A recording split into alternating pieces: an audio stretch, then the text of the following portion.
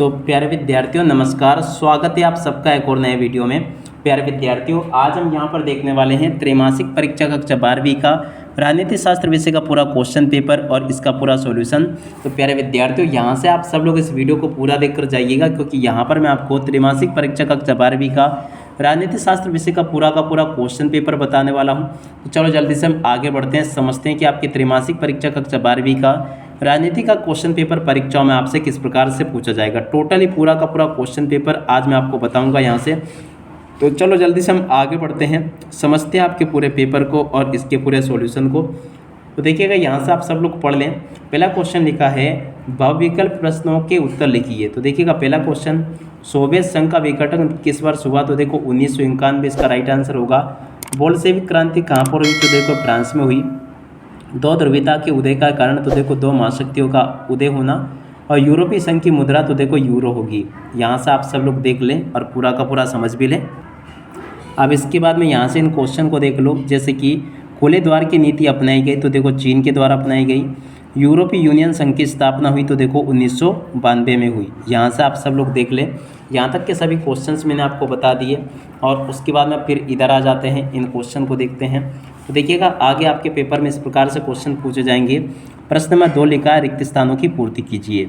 अब देखो रिक्त स्थानों की पूर्ति आपको कैसे करनी है। पहला क्वेश्चन पढ़ते हैं, साप्टा पर दक्षिण सम्मेलन में हस्ताक्षर हुए, ये आपको बताना। तो देखो यहाँ पर वैसे आसियान, यहाँ पर आपको ये भी बताना था कहाँ पर हस्ताक्षर हुए।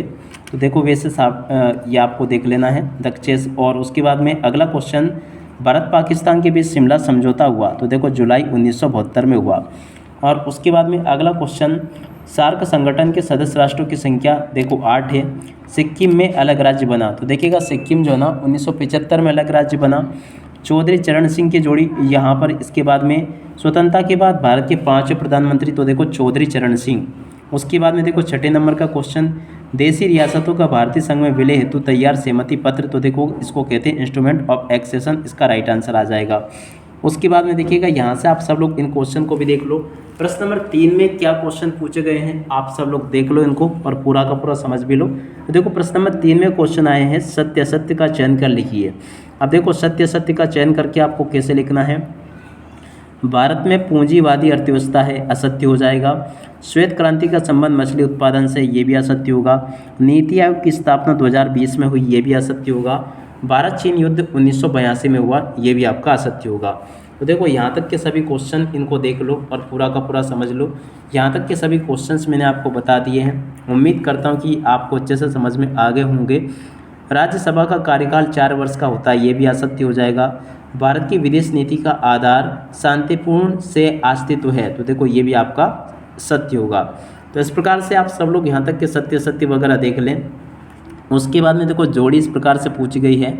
जोड़ी का मिलान कैसे करोगे। मेक मोहन रेखा, इसकी जोड़ी मिल जाएगी, भारत और चीन के बीच में है। आसियान की जोड़ी जकार्ता से। आसियान की स्थापना देखिएगा अगस्त 1967 में हुई।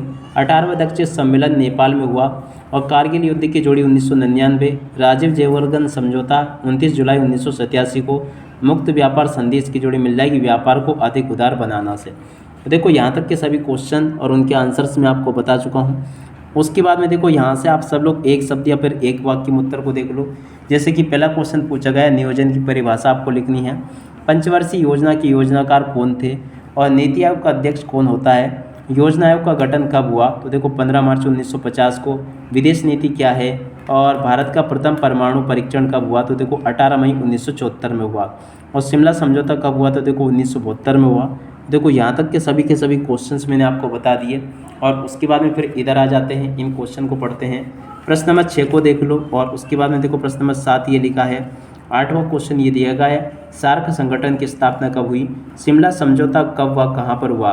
भारत के पड़ोसी देशों के नाम, भारत श्रीलंका मतभेद के कारण।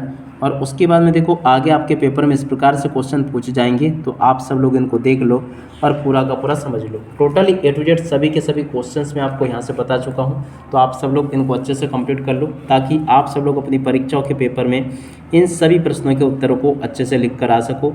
टोटली यहाँ तक के जो क्वेश्चन पूछे जाने वाले थे वो सभी मैं आपको बता चुका हूँ और बहुत ही जल्दी मैं आपको इसका पूरा सॉल्यूशन दे दूँगा। ताकि आप सब लोग अपनी परीक्षाओं के पेपर में पूरे अंक प्राप्त कर सको।